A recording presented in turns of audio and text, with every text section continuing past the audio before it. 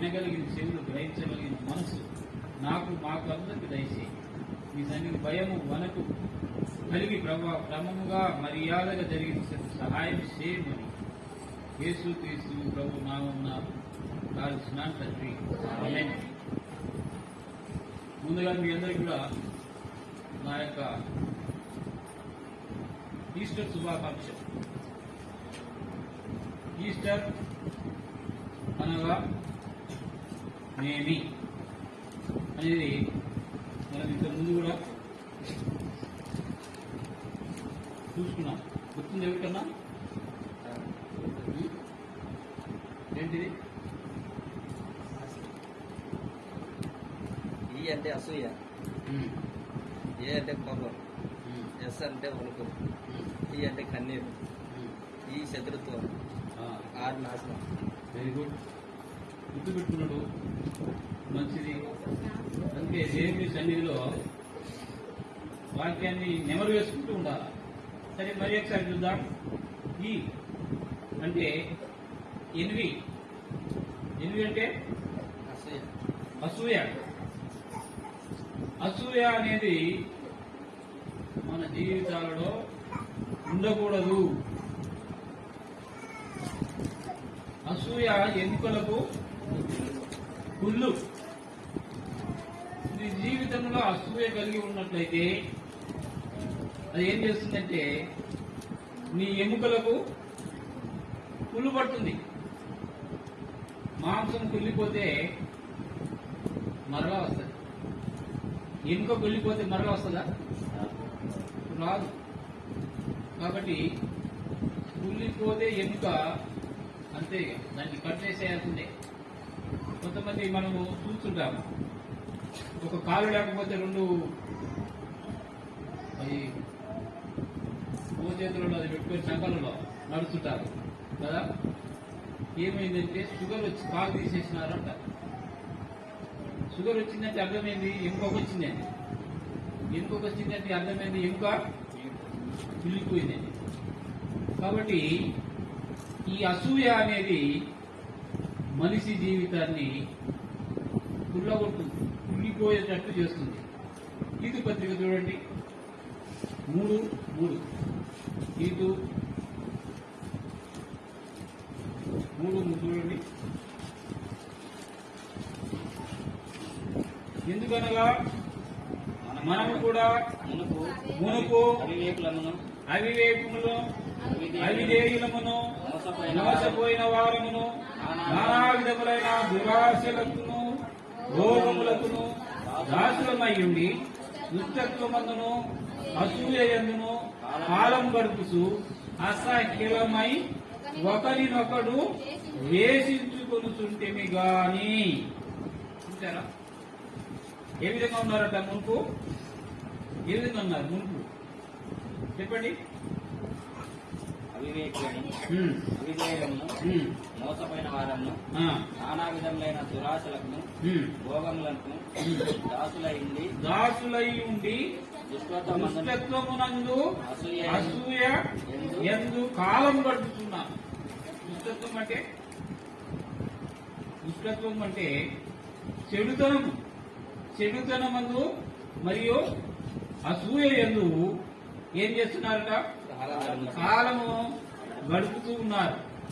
అయితే అసహ్యులమై ఒకరినొకడు ద్వేషించుతున్నారు. యేసు ప్రభు శిలువలో చనిపోతూ కూడా ఏమన్నాడు? మొదటిగా యేసు ప్రభు తన ప్రేమను చూపిస్తున్నాడు. ఎవరి ఎడల? చంపేవారి ఎడల కూడా ప్రేమను చూపిస్తున్నాడు. మరి మీ పరిస్థితి ఎలా ఉందంటున్నాడు పౌలు? ఎలా ఉందంటున్నాడు? దుష్టత్వము వలన అసూయను కాలం గడుపుతూ అసహ్యులై ఉన్నారు. ఏ విధంగా ఉన్నారు? ద్వేషించుకుంటూ ఉన్నారు. ఒకరి ఏడల ఒకరినొకరు ద్వేషించుకుంటూ ఉన్నారు. మరి యేసు ప్రభు ఏమో తన ప్రేమను చూపిస్తూ ఉన్నాడు, తండ్రిని వేడుకుంటున్నాడు. ఏమని వేడుకుంటున్నాడు? తండ్రి మీరు ఏమి చేస్తున్నారో వీరు ఎరుగరు కనుక వీరిని క్షమించుకున్నారు. మరి మనం కూడా ఒకరి ఎడల ఒకరము ఎలా ఉండాలట? ప్రేమ కలిగి ఉండాలి. Without love you can not do anything. ప్రేమ లేకుండా నువ్వేం కూడా చేయలేవు, చేయనీయదు. ప్రేమ లేకపోతే ఏది కూడా చేయలేవు. అందుకే ప్రియులారా, ఈ అసూయ అనేది ఎముకలకు కుళ్ళు లాంటిది. ఈ కుళ్ళు తొలగించుకోవాలంటే నీకు ఈ లోకంలో ఏ ఆపరేషన్ చేసినా కూడా ఎముకల కుళ్ళు తీసివేయదు. మరి ఎట్లా ఎట్లా చెప్పండి? కుళ్ళు పోవాలంటే ఏం చేయాలి?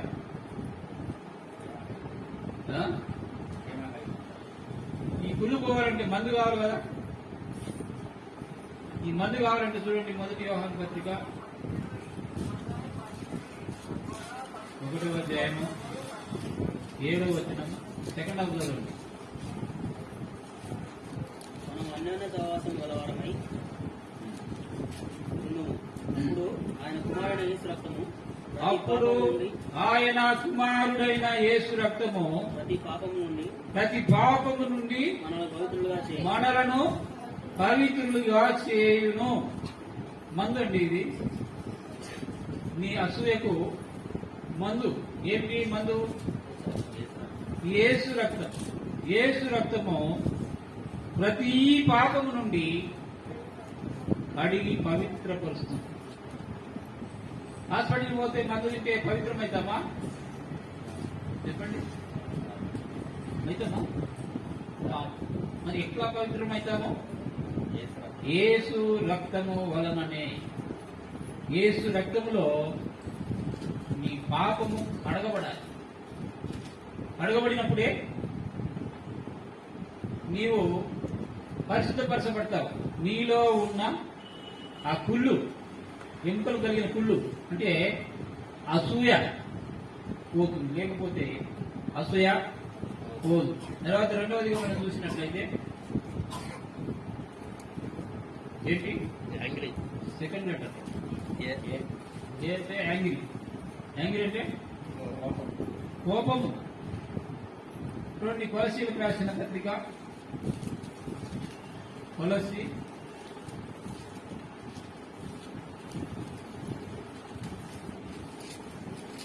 3:8 చూడండి. ఇప్పుడైతే మీరు కోపము, ఆగ్రహము, దుష్టత్వము, దూషణ, మీ నోట బూతులు వీటన్నిటినీ ఏం చేయాలా? ఏమేమి విసర్జించాలా? మొదట కోపము, ఆగ్రహము, తర్వాత ఆగ్రహము, దుష్టత్వము, దూషణ, మీ నోట బూతులు అను వీటన్నిటిని కూడా విసర్జించవలెను. కోపం విడిచిపెట్టాలా? యాంగ్రీని వదిలిపెట్టాలా? వదిలిపెట్టి ఏం చేయాలా? ప్రేమను ధరించుకోవాలి. క్రీస్తు ప్రేమను ధరించుకోవాలి. యేసు ప్రభు మన మీద ఏ రకమైన ప్రేమను చూపించాడో అదే ప్రేమను మనం కూడా ఒకరి ఎడల ఒకరము కలిగి ఉండాలి. సహోదర ప్రేమ కలిగి ఉండాలి. కాబట్టి ఎలాంటి సహోదర ప్రేమ? నీవలే నీ పొరుగు వారిని ప్రేమించవలెను. ప్రేమిస్తున్నామా అన్నది మనం పరీక్షించుకోవాలి. మనలో సహోదర ప్రేమ అనేది ఉన్నదా లేదా? అందుకే మనము మొదటి కొరింథీ 11:28 చూస్తున్నాం. ఏమని? కాబట్టి ప్రతి మనుషుడు తను తాను పరీక్షించుకొనవలెను. పరీక్షించుకున్నప్పుడు నీలో అసూయ ఉన్నదా? తర్వాత రెండవదిగా కోపము ఉన్నదా అనేది చూసుకోవాలి, పరీక్షించుకోవాలి. ఈ రెండు కలిగి నీవు ఆయన యొక్క బలలో చేయివేస్తే అది యోగ్యత లేకపోతే అయోగ్యతనా? అయోగ్యత. అయోగ్యంగా చేయివేస్తే ఏమవుతుందట? మీలో అనేకులు శాపగ్రస్తులు, ఆ, నిద్రించేవారు. మీలో అనేకులు బలహీనులైపోతారు, రోగులైపోతారు, శాపగ్రస్తులైపోతారు, చాలా మంది నిద్రిస్తారు. చూసారా? అయోగ్యంగా నీవు ఆయన యొక్క శరీరమును ఆయన యొక్క రక్తమును నువ్వు తీసుకున్నట్లయితే ఎందుకు తీసుకుంటాం మనం చెప్పండి? అసలు ఎందుకు తీసుకోవాలి? ఆయన శరీర రక్తాన్ని మనం ఎందుకు తీసుకోవాలి? ఎందుకు తీసుకోవాలంటే నిత్య జీవము కొరకు తీసుకోవాలి. In order to get eternal life, నిత్య జీవము పొందుట కొరకు మనము ఆయన యొక్క శరీరమును ఆయన రక్తమును తీసుకోవాలి. దానికి విరోధంగా మనం తీసుకుంటున్నాం, పాల్గొంటున్నామంటే అసూయ కలిగి పాల్గొన్నా, కోపము కలిగి పాల్గొన్నా అది మనకు శాపమే, అది మనకు నష్టమే. ఏ విధంగా మనం తీసుకోవాలన్నది పరీక్షించుకోవాలండి ప్రియులారా. పరీక్షించుకొని ఒకవేళ ఈ రకమైనటువంటి అసూయ నీ జీవితంలో ఉంటే దాన్ని ఏం చేయాలంట? తీసివేయాలి. ఇలాంటి కోపం నీ జీవితంలో ఉన్నట్టయితే ఏం చేయాలంట? తీసివేయాలి. తర్వాత మూడవదిగా మనం చూస్తే ఏంటి? ఎస్. షడ్డర్, ఎస్ అంటే షడ్డర్, షుగర్, షడ్డర్, వణుకు. వణుకుండాలా? ఏ విషయంలో వణుకుండాలని చూద్దాం. యోగు 21, యోగు 21 చూడండి. నేను దాని మనసులకు తెచ్చుకుని ఎడల నాకేమీ తోచుతున్నది, నా శరీరం నాకు వణుకుపుడుచున్నది. యోగు 21 చూడండి. నేను దానిని మనసునకు తెచ్చుకుని ఎడల నాకేమి తోచుకున్నది, నా శరీరము వణుకు పుట్టుచున్నది. కాబట్టి అర్థం కాలేదా? అర్థమైందా? మరి ముందు నుంచి పోదాం. 1వ వచనం నుంచి వస్తే మీకు క్లియర్ గా అర్థమవుతుంది. చూడండి. అప్పుడు యోబు ఇలాగున ప్రత్యుత్తరం ఇచ్చెను, నా మాట మీరు జాగ్రత్తగా వినుడి, నా మాట మీ ఆదరణ మాటకు ప్రతిగా ఉండును గాక. నాకు సెలవిచ్చిన ఎడల నేను మాటలాడేదను. నేను మాటలాడిన తర్వాత మీరు అపహాస్యం చేయవచ్చు. నేను మనుషుని గురించి మొర్రపెట్టుకొనుచున్నానా? లేదు కనుక నేను ఎలా ఆతురపడకూడదు? నన్ను తేరి చూసి ఆశ్చర్యపడి నోటి మీద చేయి వేసి కొనుడి. నేను దాని మనసునకు తెచ్చుకుని నేడుగా నాకేమీ తోచకున్నది, నా శరీరమునకు వణుకు పుట్టుచున్నది. కాబట్టి వీళ్ళరా దేవుని సన్నిధిలో వణుకు అంటే భయము, వణుకు, క్రమము, మర్యాద అనేది కలిగి ఉండాలి. దేవుని సన్నిధిలో మనం వచ్చినప్పుడు ఎంతో డిసిప్లిన్ గా ఉండాలి. మన ఇష్టానుసారమైన విధంగా ప్రవర్తించకూడదు. దేవుడు ఒప్పుకోడదు.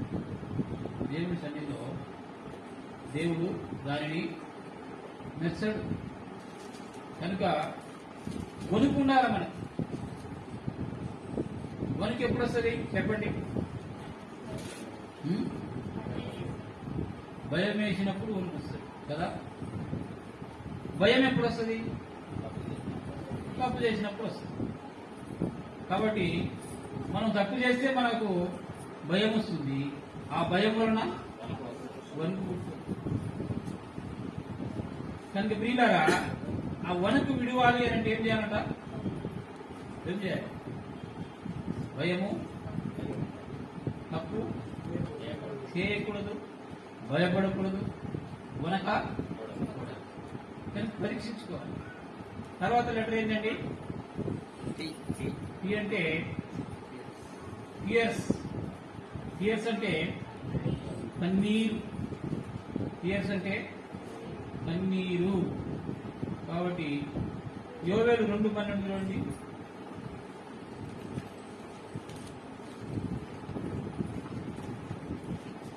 ఇప్పుడైనను మీరు ఉపవాసం ఉండి కన్నీరు విడుస్తూ దుఃఖించుతూ మనపూర్వకంగా తిరిగి నా యొద్దకు రండి.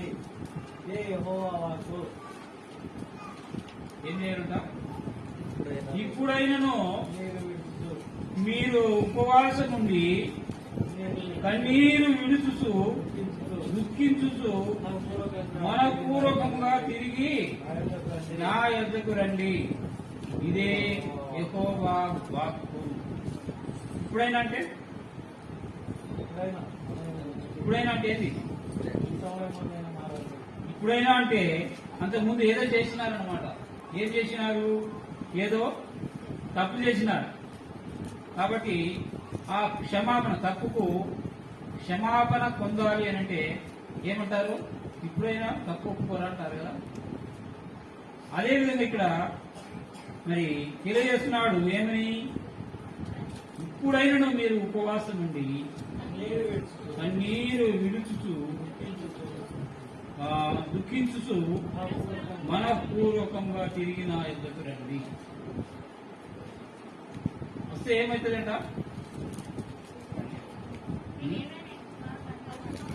కాబట్టి మనం ఇన్ని రోజులు చాలా మంది ఈ లెంట్ డేస్ అని చెప్పుకుంటూ ఫాస్టింగ్ ఉన్నారు కదా. ఉన్నారా లేదా? ఎంతమంది ఉన్నారు?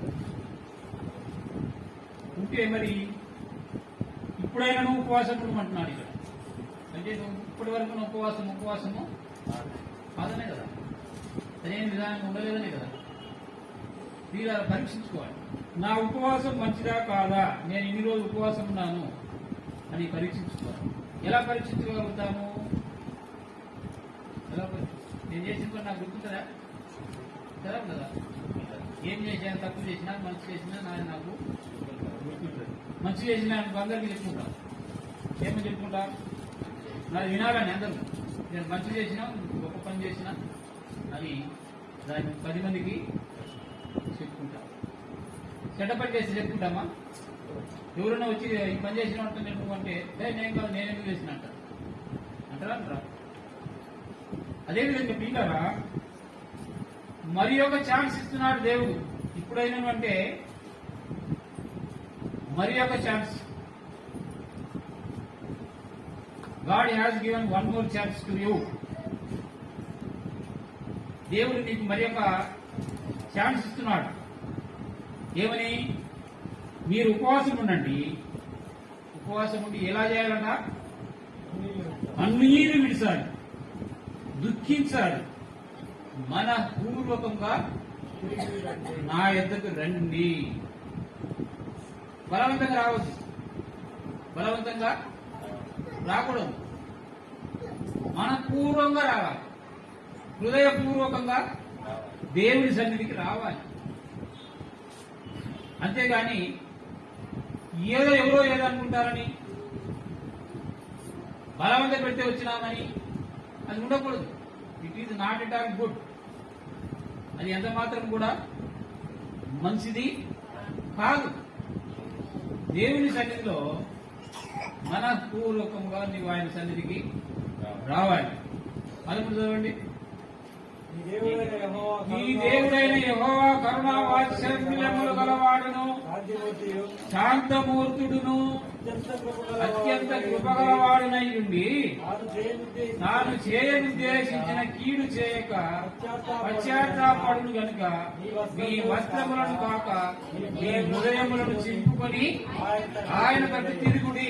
అది మీరు కన్నీరు విడిచమంటే కొంతమంది మనం చూస్తుంటాం ప్రార్థన కూటాలలో లేకపోతే మందిరాలలో మనం చూస్తాం. ఏం చేస్తారంటే రాని ఏడు పెడుస్తారు,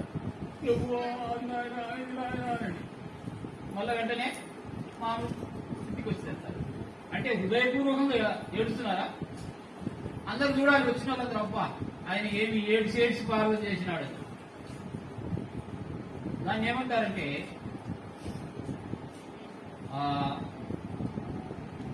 ఏమంటారు? హిపోక్రసీ, వేషధారణ.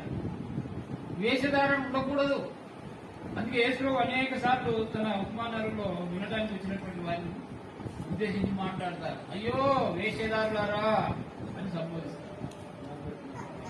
వేషధారుల వారు అంటే అర్థమైంది అయితే భక్తి గలవారై ఉండి దాని శక్తిని ఆశ్రయించినటువంటి వారుగా ఉండడం. కాబట్టి ఇక్కడేమంటున్నాడు, ఒక నీరు విడుసు దుఃఖించు మనపూర్వకముగా నా యొద్దకు రండి. అయితే ఆయన ఏమంటున్నాడు, వస్తే ఏమంటారా, ఏ విధంగా రావాలంటున్నాడు అంటే చూడండి, మీ వస్త్రములను కాక మీ హృదయాలను మీ హృదయములను చింపుకొని ఏం చేయాలట, చింపుకొని ఆ, ఆయన తట్టు మీ హృదయములను చింపుకొని ఆయన తట్టు తిరుగుడి. ఒకవేళ ఆయన మనసు తిప్పుకొని పశ్చాత్తాపడి మీ దేవుడైన యెహోవాకు తగిన నైవేద్యమును పానార్పణమును మీకు దీవెనగా అనుగ్రహించును. వీళ్ళారా, దేవుని సన్నిధికి చేరించినటువంటి మనం కన్నీరు విడుచుతూ దుఃఖించుతూ మన పూర్వకంగా ఆయన యొద్దకు తిరిగి రావాలి. అప్పుడు ఆయన నీ వైపు తిరుగుతాడంట. నీవు హృదయపూర్వకంగా తిరిగితే, నీ హృదయాన్ని చింపుకొని మరీ తిరిగితే ఆయన ఏం చేస్తాడట, నీ వైపు తిరిగే దేవుడిగా వచ్చినాడు. ఎందుకంటే కారణం ఏంటంటే, నీ దేవుడైన యెహోవా కరుణా వాత్సల్యములు గలవాడును శాంతమూర్తియు అత్యంత కృపగలవాడునై ఉండి తాను చేయనుద్దేశించిన కీడు చేయక పశ్చాత్తాపడతాడు. నీ పాపముల విషయమై నువ్వు పశ్చాత్తాపడి ఆయన ఎదురు తిరిగితే ఆయన నీ పాపముల విషయమై పశ్చాత్తాపడతాడు. నీకు రావాల్సినటువంటి శిక్షను తీసేస్తాడు. మరి ఎన్నాళ్ళు పశ్చాత్తాపడకుండా, ఎన్నాళ్ళు ఆయన సన్నిధికి నీ హృదయం చించుకోకుండా మన పూర్వకంగా రాకుండా ఉంటావు. సమయం ఇస్తున్నాడు. ఇప్పుడైనా నీవు ఉపవాసం ఉండి కన్నీరు విడుచుతూ ఆయన సన్నిధికి రావాలని ఆయన కోరుకుంటున్నాడు. తర్వాత చూడండి ఏంటి నెక్స్ట్ లెటర్, ఈ అంటే ఎనిమిది అంటే విరోధము. విరోధం తర్వాత శత్రుత్వం. యాకోబు పత్రిక చూడండి.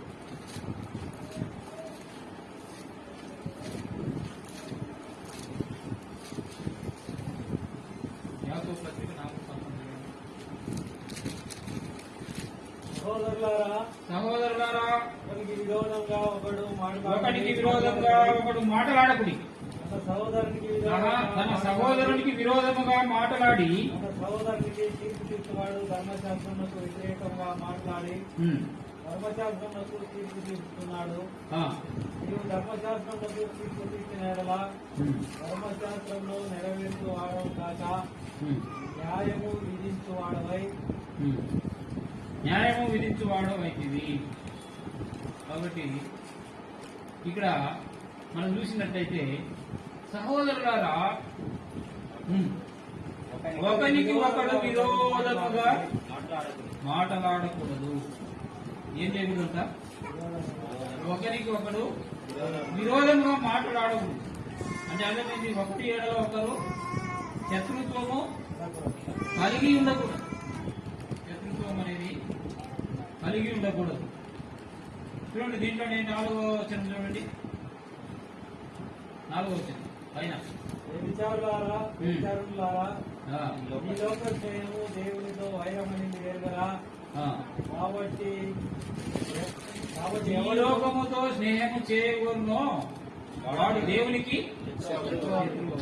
కాబట్టి ఇక్కడ వ్యభిచారులారా, ఈ లోక స్నేహము దేవునితో వైరమని మీరు ఎరుగరా? కాబట్టి ఎవడు ఈ లోకముతో స్నేహం చేయునో వాడు దేవునికి శత్రువు. ఈ లోకంతో స్నేహం అంటే, ఈ లోకంతో స్నేహం అంటే ఏంటి? లోకంలో ఉన్నవన్నీ ఏంటి? శరీరాశ, నేత్రాశ, జీవపు డంబం. ఇప్పుడు చెప్పండి, ఈ లోకంతో స్నేహం అంటే ఏంటి? శరీరము, నేత్రము, జీవపు డంబం. అంటే శరీరాశతో స్నేహం చేస్తే శరీరం కొరకై నిన్ను నీవు ఆశ పెంచుకున్నట్లయితే, నేత్రం అంటే కంటికి కనిపించిందలా నాకే కావాలని కోరుకున్నట్లయితే, జీవపుడమం అంటే హెచ్చులు పలకడం, మీరే గొప్పవారు. హెచ్చులు పలకడం అన్నమాట. గోరంతను కొండంతలుగా చేసి చెప్పుకోవటం. అవి ఈ లోకములో ఉన్నటువంటి, ఈ లోకములో ఉన్నటువంటి నేత్రాశ, శరీరాశ, జీవపు డంబం. వాటితో స్నేహం చేస్తే నీవు శత్రువు అవుతావు. ఎవరికి శత్రువు అవుతావు? దేవునికి శత్రువు అవుతావు.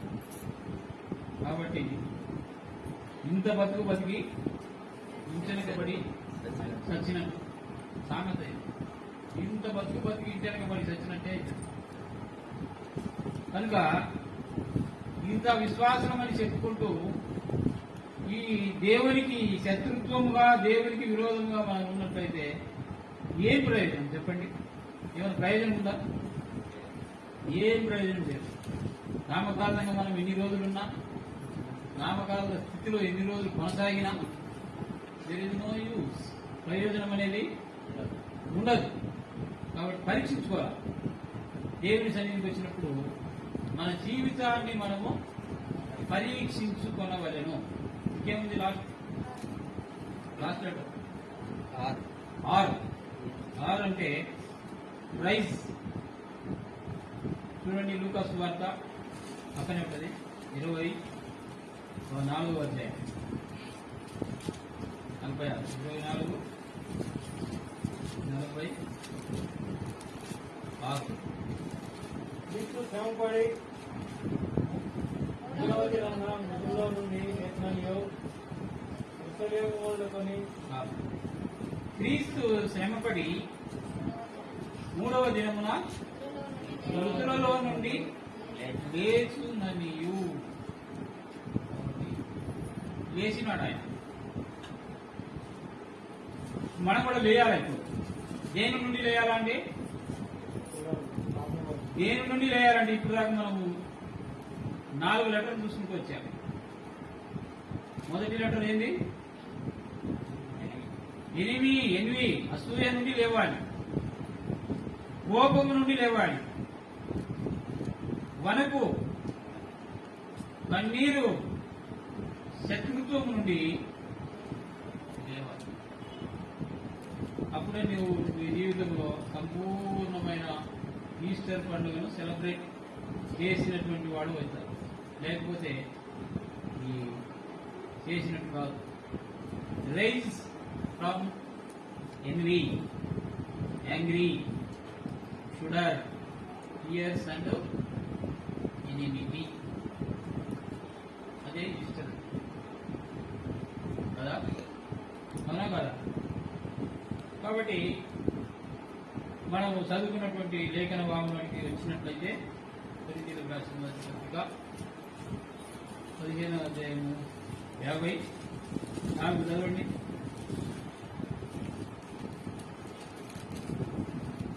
ఈ క్షయమైనది అక్షయతను ధరించుకున్నప్పుడు, ఈ మత్స్యమైనది అమర్త్యము ధరించుకున్నప్పుడు విజయమందు మరణము మింగివేయబడను అని వ్రాయబడిన వాక్యము నెరవేరును. ఓ మరణమా, నీ విజయం ఎక్కడా? నీ విజయం ఎక్కడా? ఓ మరణమా, నీ ముళ్ళు ఓ ఎక్కడా? మరణమా, నీ ముళ్ళు ఎక్కడా? మరణపు ముళ్ళు పాపం, పాపమునుకున్న బలము ధర్మశాస్త్రం. కాబట్టి యేసు ప్రభు మరణాన్ని జయించినాడు, మరణముపై విజయం పొందినాడు. మరణం మీద విజయం పొందినటువంటి వాడు. మరి అదే అంటున్నాం ఇక్కడ మనం, ఓ మరణమా నీ ముళ్ళు ఎక్కడా? ఓ మరణమా నీ విజయము ఎక్కడ? ఈ మరణానికి ఏంటి? మరణపు ముళ్ళు ఏంటి? పాపం. పాపం. అంటే ముళ్ళు గుచ్చుకున్నది అంటే అర్థమైంది. పాపం మన జీవితంలో లోక సంబంధమైన ముళ్ళు కాదంలో, పాప సంబంధమైన ముళ్ళు. ఈ జీవితంలో ఈ ముళ్ళు అనే పాపం అనే ముళ్ళు కూర్చుకున్నట్లయితే ఆ పాపానికి బలం ఏంటి తెలుసా? ధర్మశాస్త్రం. యేసు ప్రభు ధర్మశాస్త్రాన్ని జయించినాడు. ధర్మశాస్త్రములో మోషే గారు మనకి ఇచ్చినటువంటి ధర్మశాస్త్రంలో చూస్తే కంటికి కన్ను, కంటికి కన్ను అంటే ఏంటి అర్థము? ఏంటి అర్థం? హత్యకు హత్య, ప్రతి హత్య. ఎవరైనా ఒక కాలు తీసేసినాడు ఒకరికంటే వీరికి కూడా తీసేసిన వాడికి ఒక కాలు తీసేయమని అర్థం. కన్ను తీసేసినాడంటే కన్ను తీసేసి. ఆ విధంగా ఆ ధర్మశాస్త్రం ఉన్నప్పుడు యేసు ఏం చేసినాడంటే ఆ విధంగా చేసుకుంటూ పోతే శిక్షను మనమే విధించిన వాళ్ళం అవుతాం. కాబట్టి ఆ ధర్మశాస్త్రాన్ని ఆయన నెరవేరుస్తూ వచ్చి ఆ పాపపు ముళ్ళును విరిచి మరణంపై విజయాన్ని పొందినాడు. కిందికి రండి, 50 చూడండి. అయినను మన ప్రభు అయిన యేసుక్రీస్తు మూలముగా మనకు జయము అనుగ్రహించుతున్న దేవునికి స్తోత్రము కలుగుగాక. దేవుడు మనకేం కలుగజేస్తున్నాడట? ఏం కలుగజేస్తున్నాడు? జయం. ఆయన జయించినాడు. అదేవిధంగా మనం కూడా జయించాలని ఆయన కోరుకుంటున్నాడు. 58 చూడండి.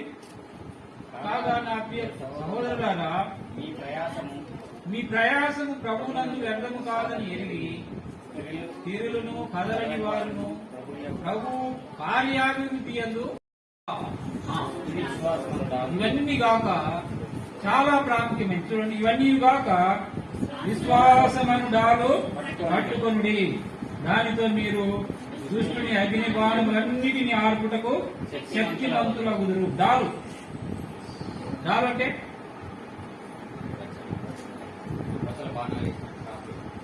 డాలు అంటే సేఫ్ గార్డ్. ఉదాహరణకు పోలీసులు లాఠీచార్జ్ చేసినప్పుడు వారికి 2 చేతులలో ఉంటాయి. ఒక చేతిలో లాఠీ ఉంటుంది, రెండవ చేతిలో సేఫ్ గార్డ్ ఉంటుంది. ఈ లాఠీ ఎందుకు?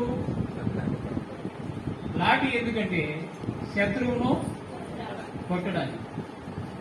ఈ డాలు ఎందుకు? ఆపడానికి. ఏం ఆపడానికి? శత్రువు వేసే బాణాలు. లేదా ఇక్కడ మనకు పోలీసు వాళ్ళ మీద ఏం వేస్తారు? బాణాలు వేస్తారా? రాళ్ళు వేస్తారు. రాళ్ళు వేసినప్పుడు ఆ రాళ్ల దెబ్బల నుండి కాపాడుకోవడానికి డాలు అనేది. అంటే సైతాన్ అనేటోడు నీ మీద ఏం వేస్తారట? ఏం వేస్తారు? అగ్ని బాణములు. చూడండి, దానితో మీరు దుష్టుని అగ్ని బాణములన్నిటినీ ఆర్పుటకు శక్తిమంతులగుదురు. దేనితో? డాలుతో. కాబట్టి నీకు ఒక ఆయుధం ఉంది. ఏమిటి ఆ ఆయుధము? కాబట్టి విశ్వాసం ఉండాలి. పైన మనం చూసుకున్నాము ఏమేమి ఉండాలి అని. నడుపుకేమో సత్యము అనే దట్టి కట్టుకోవాలి, నీతి మైమరువు తొడుకోవాలి, పాదములకు సమాధానార్థమైన వార్త వలనైన సిద్ధ మనసు అనే జోడు తొడుకోవాలి. ఇవన్నీ కాక విశ్వాసమైన డాలు పట్టుకోవాలి. ఇది ఈ విశ్వాసమైన డాలు ఏం చేస్తుందంటే సైతాన్ నుండి వచ్చే శోధనలను, శ్రమలను, ఇబ్బందులను అన్నిటినీ ఆపేస్తుంది. ఏం చేస్తుంది? ఆపేస్తుంది. ఎప్పుడు? ఆ డాలు పట్టుకున్నాము. డాలే లేకపోతే అయిన వచ్చి తగ్గుతూనే ఉంటాయి కదా. కనుక ఆ విధంగా అదేవిధంగా మళ్ళా మనం ఒకసారి చూస్తే రక్షణ అనే శిరస్త్రాణం, రక్షణ ఉండాలి. దేవుని వాక్యం అనే ఖడ్గం ఉండాలి. తర్వాత విశ్వాసం అనే డాలు ఉండాలి. ఇవి లేకుండా మనము ఏమి చేయలేదు. కొట్టి చేతులతో విధానం పోతే చనిపోతాం, ఆన్నే పడిపోతాం. కాబట్టి మొదటిగా నీ శిరస్సుకు ఏం కావాలి? రక్షణ. నీ జీవితానికి రక్షణ అవసరము. తర్వాత దేవుని వాక్యం అవసరము. తర్వాత డాలు అవసరం. విశ్వాసం ఉండాలి, రక్షణ ఉండాలి, తర్వాత దేవుని వాక్యం అనేది ఉండాలి. కాబట్టి అంటే ఇవన్నీ కలిగి ఉన్నప్పుడు ఈ దుష్టుడు నీ దగ్గరికి రాలేడు. సాతాను మీద నీవు విజయము పొందుకుంటావు. కనుక మరి ఇప్పుడు 3 విషయాలు మనం చూసాం. మొదటిది ఏంటి? మరణంపై విజయం. రెండవది లోకం మీద విజయం. మూడవది సాతాను మీద విజయం. ఇవి యేసు ప్రభు పొందిన విజయాలు. అదే సమయంలో ఏమంటున్నాడంటే మన జీవితాల్లో కూడా వీటిని అన్వయించుకోవాలి. మనం కూడా మరి ఈ విధమైనటువంటి విశ్వాసమనే డాలు, రక్షణ అనే శిరస్త్రాణము, వాక్యమనే ఖడ్గము కలిగి ఎదిరించినప్పుడు లోకాన్ని జయిస్తాం, సైతాన్ని జయిస్తాం, అదేవిధంగా మరణాన్ని జయిస్తాం. కనుక ప్రియులారా, మరి ఈ ఈస్టర్ దినాన ఎలాంటి మనము కలిగి ఉండాలన్నది మనం చూస్తున్నాం. ఎలాంటి విజయం మనం పొందుకోవాలనేది మనం చూస్తాం. ఏమి విజయం పొందుకోవాలి, దేని మీద విజయం పొందుకోవాలనేది చూసాం. దేని మీద? మరణం మీద విజయం పొందాలి, లోకం మీద విజయం పొందాలి, సైతాను మీద విజయము పొందాలి. చివరికి మనం చూసుకున్నట్లయితే యోహాను సువార్త 11వ అధ్యాయము 25వ యోహాను సువార్త 11:25 చూడండి.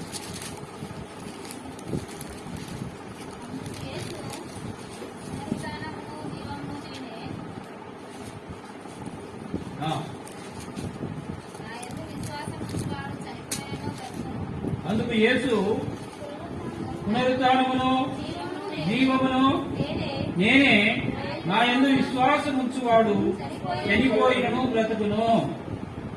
కాబట్టి ఎవరైతే యేసునందు విశ్వాసం ఉంచుతారో మరి ఏమవుతారట? బతుకుతారా? ఎప్పుడు బతుకుతారు? పునరుత్థానం, మొదటి పునరుత్థానంలో బతుకుతారు. ఆయన యందు విశ్వాసం నుండి చనిపోయినట్లయితే ఏమవుతారట? ఏమవుతారు? చనిపోయినా కూడా బతుకుతారు. 26 చూడండి. బ్రతికి నా యందు విశ్వాసం ఉంచువాడు ఎన్నటికి చనిపోడు. Are you believing this word? నువ్వు ఆ మాట నీవు నమ్ముతున్నావా? క్వశ్చన్ వేస్తున్నాడు. ఇది నీకే అనుకో, క్వశ్చన్ నీకే. నీవు నమ్ముతున్నావా? యేసును నమ్ముతున్నావా? యేసును నమ్ముతున్నావా? నమ్మినట్లయితే ఏమవుతుందో తెలుసా? నమ్మినవాడు, చూడండి 40 వచ్చిన చూడండి దీంట్లోనే, నీవు నమ్మిన ఎడల దేవుని మహిమ చూసేదువు. కాబట్టి నీవు నమ్మితే ఏం నమ్మాలి? ఏమి నమ్మాలి? పునరుత్థానమును జీవమును యేసే. ఆయన యందు విశ్వాసం ఉంచిన వాడు చనిపోయినా కూడా బ్రతుకుతాడు అని నమ్మాలి. నీవు నమ్ముతున్నావా? యేసు ప్రభు క్వశ్చన్ ఇది. యేసు ప్రభు క్వశ్చన్. నీ ఆన్సర్ ఏంది? నీ ఆన్సర్ చెప్పండి. యేసు ప్రభుకు ఏమని చెప్తారు? అవును ప్రభా, నేను నమ్ముతున్నాను ప్రభా అని చెప్తావా? ఏమో అందరూ నమ్మమంటున్నారు కాబట్టి నేను నమ్ముతున్నాను, లేకపోతే లేదు, నాకేం అవసరం అంటారా? కనుక ఈ నమ్మకం అనేది చాలా తీవ్రమైనటువంటి నమ్మకం అనేది చాలా తీవ్రమైనటువంటి. యేసు ప్రభువే నేను క్వశ్చన్ ఇస్తున్నాడంటే మరి ఏమిటి నీ నమ్మకం? నీ నమ్మకం అనేది అపనమ్మకంగా ఉండకూడదు. నీ విశ్వాసం అనేది అవిశ్వాసముగా ఉండకూడదు. చేరి వచ్చినటువంటి వీళ్ళరా, మనం మరి ఒకసారి 1 Corinthians 11:28 చూసుకొని ముగించుకుందాం. చదవండి. ప్రతి మనుషుడు నన్ను తాను పరీక్షించుకునవలెను, అలాగ చేసి ఆ రొట్టెను తిని ఆ పాత్రలోనిది తాగవలెను.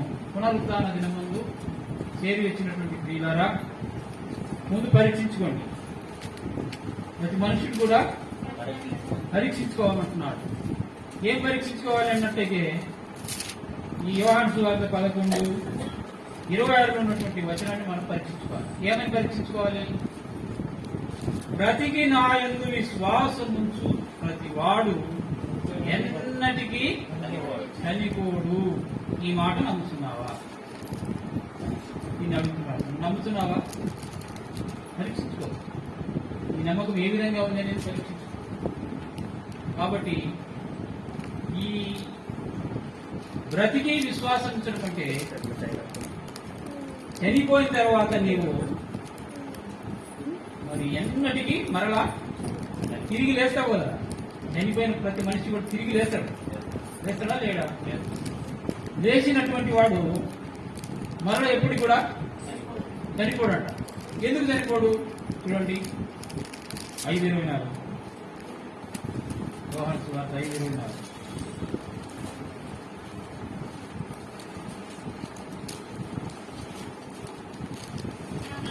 నా మాట విని నన్ను పంపిన వాని యందు విశ్వాసం ఉంచువాడు నిత్య జీవము గలవాడు.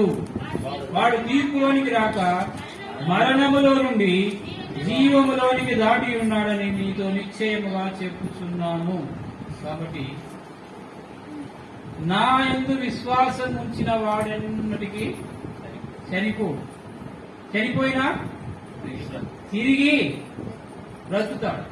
బ్రతికి నా యందు విశ్వాసం ఉంచి వాడు ఎప్పటికి కూడా చనిపోడు.